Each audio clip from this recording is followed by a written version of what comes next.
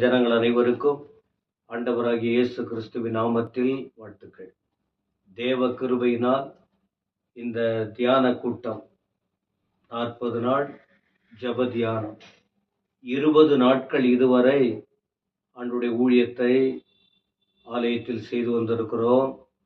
இந்த காணொளியை நீங்கள் பார்ப்பதற்கும் 1-2 வசனங்களை சுட்டிக்காட்டி நம்முடைய ஆத்துமா ஈடேற, விசுவாசத்தில் வளர, நம்முடைய வாழ்க்கை நிலையை புரிந்து கொள்ள, தடுமாற்றம் இல்லாமல் இருக்க, கவலைகள் கண்ணீர் இருக்கும்போது, பாடுகள் பிரச்சனைகள் வரும்போது, தனிமையாக்கப்படும் போது, அவமானத்தை சந்திக்கும் போது, கண்ணீரோடு இருக்கும்போது, என்ன செய்ய முடியும் என்று தவித்து கொண்டிருக்கிற நேரத்தில் இந்த வார்த்தையின் கருத்துக்களை புரிந்து கொண்டால், நாம் முடிந்த வரைக்கும் நம்மை மீட்க வந்த ஆண்டவர், நம்மை மன்னிக்க வந்த ஆண்டவர், நம்மை தூக்கி எடுக்கிற ஆண்டவர், அவருக்காக வாழ வேண்டும் என்ற உணர்வை பெற்று இருப்பதற்கு தான் இப்படிப்பட்ட வார்த்தைகளை உங்களுக்கு அறிவித்து கொண்டிருக்கிறோம். கவனமாய் கேளுங்கள், உணர்வடைந்து செல்ல. கடந்த நாட்களில் அநேக வார்த்தைகளை இயேசு கிறிஸ்துவின் மரணம் இதோடெல்லாம் சம்பந்தப்பட்டிருக்கிறது. யார் அவர், எங்கிருந்தார், எங்கே வந்தார், என்ன செய்தார், உலகம் அவருக்கு கொடுத்த பரிசு, அவருடைய சொந்த ஜனங்கள் அவருக்கு என்ன செய்தார்கள், அந்நிய ஜனங்கள் என்ன செய்தார்கள் என்றெல்லாம் இந்த வேத வசனத்தின் அடிப்படையில் அநேக வார்த்தைகளை நாம் கேட்டோம்.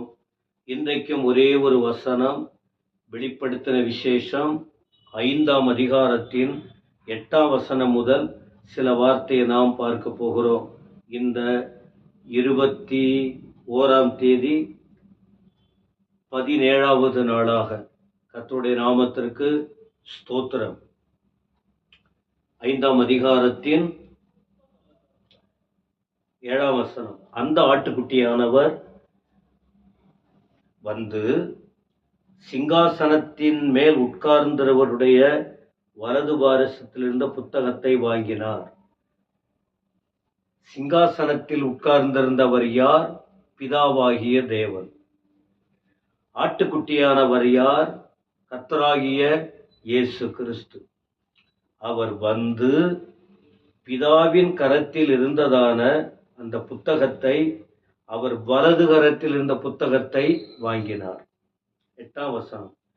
அந்த புத்தகத்தை அவர் வாங்கின போது அந்த 4 ஜீவன்களும் 24 மூப்பர்களும் தங்கள் தங்கள் சுரமண்டலங்களையும் பரிசுத்தவான்களுடைய ஜெபமாகிய தூபவர்க்கத்தால் நிறைந்த பொற்கலசங்களையும் பிடித்து கொண்டு, அங்க யாரு? புஸ்தகத்தை ஆட்டுக்குட்டியானவராகிய இயேசு வாங்கினார். அங்க யாரு இருக்காங்க? 4 ஜீவன்கள், 24 மூப்பர்கள். அவர்கள் என்ன செய்யறாங்க? தங்கள் சுரமண்டலங்களை பிடித்து பரிசுத்தவான்களுடைய ஜெபம், தூபவர்க்கம் இடுறாங்க. என்னவா? பரிசுத்தவான்களுடைய ஜெபம். அப்போ பரிசுத்தவான்கள் ஜெபம் பண்ணும்போது அது தூபவர்க்கமாய் கடந்து போவதாக குறிக்கப்படுகிறது. பொற்கலசங்களை, பொன்னால் செய்த கலசங்களை பிடித்திருக்கிறாங்க. அவங்க ஒரு காரியத்தை செய்யறாங்க. ஆட்டுக்குட்டியானவருக்கு முன்பாக வணக்கமாய் விழுந்து, 4 ஜீவன்களும் 24 மூப்பர்களும் ஆட்டுக்குட்டியானவருக்கு முன்பாக, இயேசு கிறிஸ்துவுக்கு முன்பாக அவங்க என்ன செய்யறாங்க? வணக்கமாய் கீழே அப்படியே விழுறாங்க. விழுந்து என்ன செய்யறாங்க? தேவரீர் புஸ்தகத்தை வாங்கவும் அதன் முத்திரைகளை உடைக்கவும் பாத்திரராய் இருக்கிறீர். அப்ப அந்த புஸ்தகத்துல என்ன எழுதியிருக்கு? முத்திரிக்கப்பட்ட வார்த்தைகள் முத்திரிக்கப்பட்டிருக்கு. புஸ்தகம் இப்ப என் கையில இருக்கிற இந்த புஸ்தகம் வந்து திறந்திருக்கு.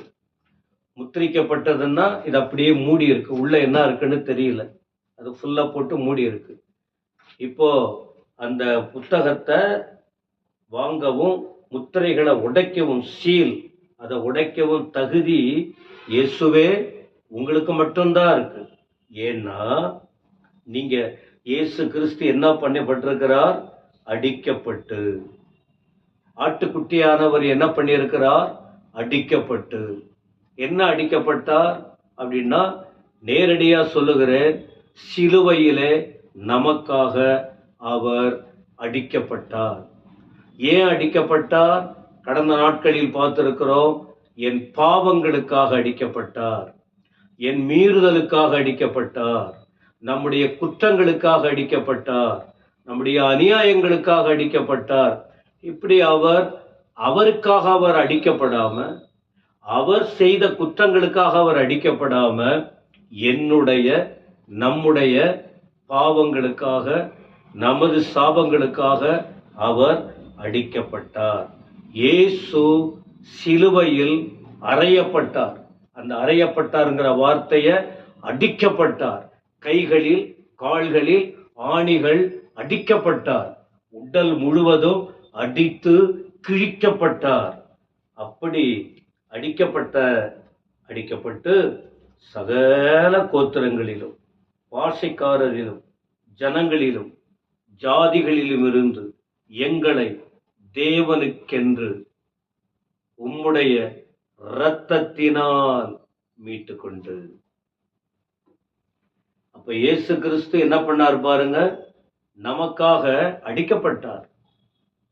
அப்ப அடிக்கப்பட்ட இயேசு, அவங்க பாடுறாங்க அந்த பாடல், எல்லா ஜாதி கோத்திரம் பாஷை எல்லாம் சேர்ந்து அவங்க சொல்ற பாட்டு என்ன, எங்களை தேவனுக்கு சிங்காசனத்துல உட்கார்ந்திருக்காரு தேவன், அவருக்கு முன்னால அவருக்கென்று உம்முடைய இரத்தத்தினால் மீட்கப்பட்டு. அன்றைக்கு என்ன பண்ணாங்க?